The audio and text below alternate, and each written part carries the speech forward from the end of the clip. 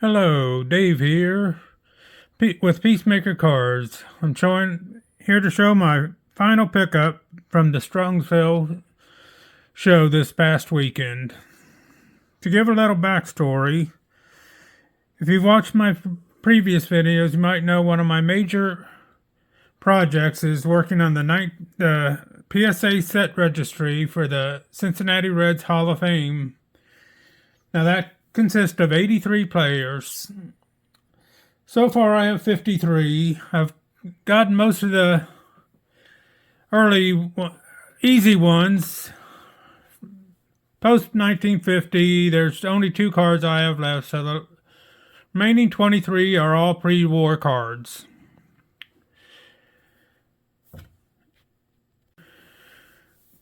Now when I went to Strongsville, I wanted to at least try to find 1 or 2 cards to go with that set. And there were a few ones that were going to be easier. I could do with play balls from the 1940 or 41 set, but what I really wanted to find is what you have here. This is a 1940 Cincinnati Reds team set. It's got the designation of W711-2. And this was a baseball card set of 35 total unnumbered cards. Black and white, measuring 2 1/8 by 2 5/8. It was released late in the year in 1940 after the Reds had clinched the National League pennant. And it was issued by the Cincinnati Reds Ball Club and sold at the ballpark. Features 29 cards with a player portrait on the front and the name and 5 years of statistics on the back. Now, I was hoping to only pick up 1 or 2, but as you can see, I happened to find the whole set, which I was thrilled. I mean, this was something I really wanted. I had a couple cards previous that I had picked up from the PSA, graded in PSA, but picking up the whole set, it gives me 5 cards that I'm going to have to send in to PSA to meet the set registry, and I'm probably going to send in the whole set eventually. But let's take a look at the cards. Now, first one is just the title card. It's Harry Hartman. He had a printing company that did that, but he was also a Reds announcer. There's 1 card of him in here, which you'll see. And then we have the order form where you could order more. And you see, in 1940, these cost 15 cents a piece. And it says, "Tell the world about our Cincinnati Reds." Now, one of the cards I'm missing, when they made the World Series, they also reprinted the set, and it had one that said, "Tell the world about our World Series champions, Cincinnati Reds." And you can mail these to friends and relatives with the carton ready for mailing. Just address it and put a 1.5 cent stamp. Well, one thing that this set came from, which I made it a done deal, was it came with the box. This is what they came in. It's not in good shape. It doesn't have the end tabs, but it's what, 85 years old now. Like I said, here's the back where you could address it and put a stamp on it and mail it to anybody you wanted. Now, this is Harry Hamlin. He was an announcer for the Reds. It says Harry Hamlin, Greater Cincinnati's favorite baseball broadcaster, developed this special presentation of the pennant-winning Reds as a tribute to the players and the pleasure of the fans. If it succeeds in these objectives, he will feel amply rewarded. Harry is the oldest sports announcer in point of service in the United States. His versatility has given him top-notch ratings for broadcast of boxing and wrestling matches, as well as football and baseball games. But it's the latter in the field that has established him as a national reputation. Hartman's career entire began with WCPO. Twice in 1932 and again in 1936, he was voted the nation's most popular sports announcer, winning special awards offered by the Sporting News and a baseball publication. In February 1938, he celebrated his 10th anniversary in radio and was the guest of honor at a special dinner attended by civic, sports, and radio leaders.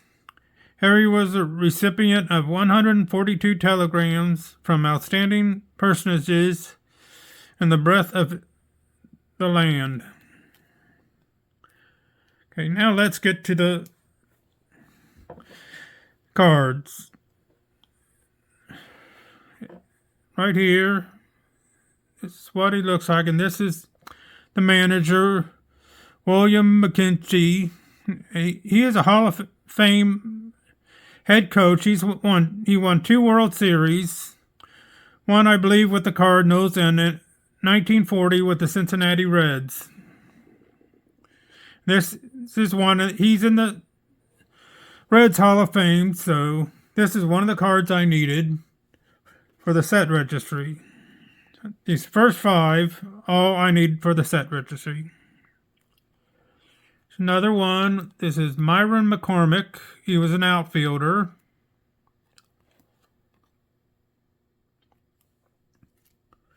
There's Ivell Goodman. Another outfielder.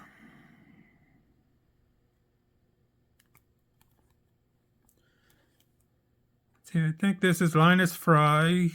Yep. He was second baseman.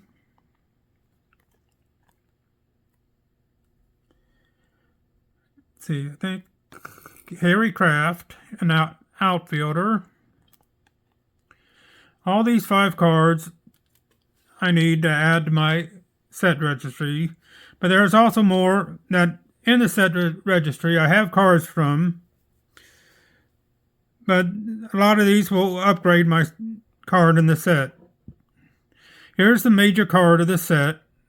It's Hall of Famer Ernie Lombardi. Great catcher. I mean, these cards are just beautiful. I mean, I fell in love with this set when I first saw it. I mean, and these are in great condition. There's a couple with a couple creases, but for the most part, they're just superb. See, here's another big card. This is Johnny Vandermeer, the only pitcher to have 2 consecutive no-hitters. And beautiful.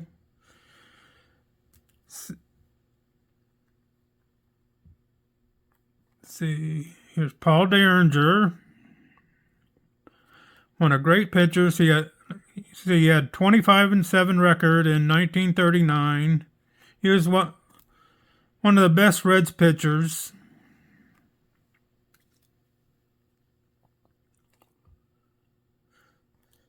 See, this is Bill Werber. He's a third baseman. He's a real good third baseman. He was a fast one. Now, he had a great career. He was started out he as a basketball player for Duke University, and he was the first member of the Duke University basketball team to win an All-American. He was later signed with the Yankees, and he traveled with the 27 Yankees for a couple weeks while he was still a freshman at Duke University. After that, he went back and finished his college career out, and then came back to the Yankees in 1930s and played a couple years. He went on to play with the Boston Red Sox and then the Cincinnati Reds. He actually holds the distinction of being the last living player to play with Babe Ruth. Another interesting fact about him, he was the first person to bat in a televised baseball game in 1939.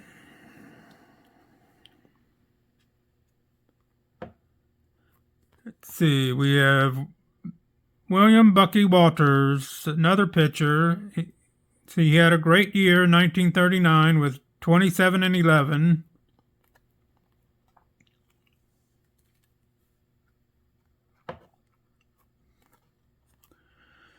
William Myers, Bill Myers, shortstop.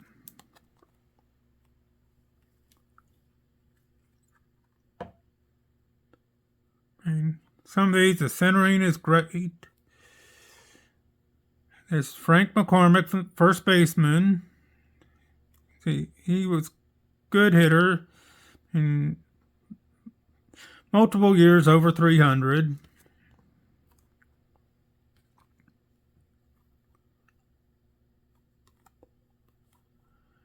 There's Morris Arnovich, an outfielder.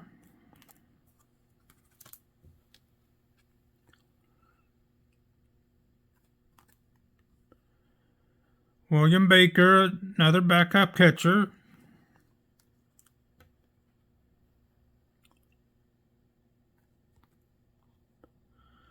Joseph Biggs, pitcher.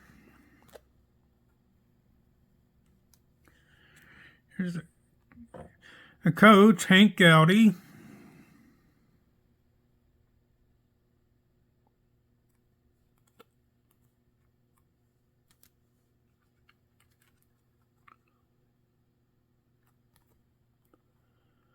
There's Whit Geis. I guess he was a late addition to the Reds in 1940, so they didn't have enough time to get the stats out for him.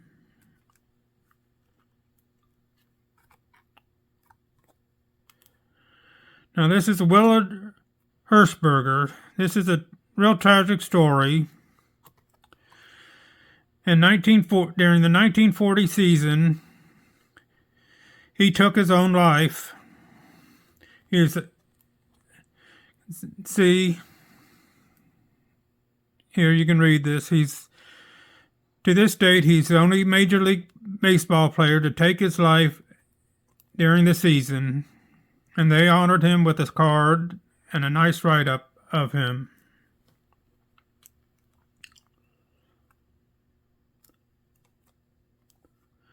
Here's a picture, John Hutchins.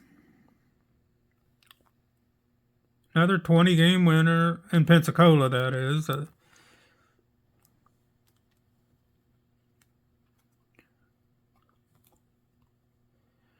Edwin Joost, who was a good infielder for the Reds.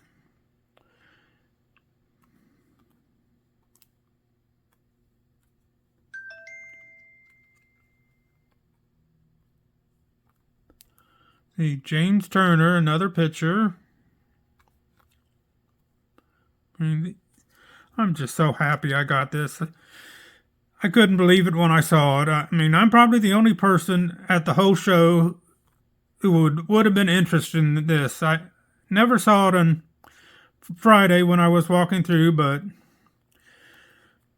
when I got back Saturday, I saw it within the first 20 minutes. And he had it. I talked to the guy I'll show you his card here, but we talked about it, and gave me a good offer, but it's a little bit more than I was wanting to spend. So I walked around for half an hour, 45 minutes, just debating whether to get this set. But I've heard it said, when you find something rare in something, the time to get it is when you see it. So I finally decided to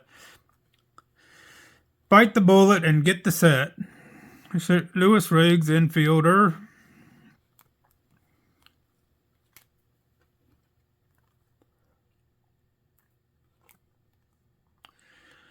Pitcher Elmer Riddle.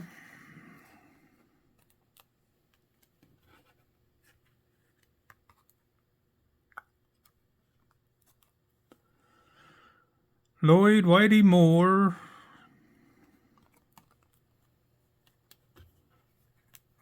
And the final card is James Wilson. Here's the dealer I bought it from, Brandon Williams for Timeless Sports. He was a real nice guy. We talked for a while and made a real good connection.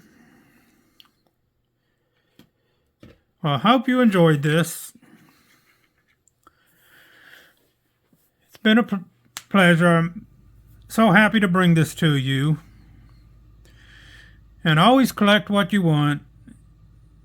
I'm the only one who probably wanted this at the whole show, but so I'm happy to get it. And until next time, peace.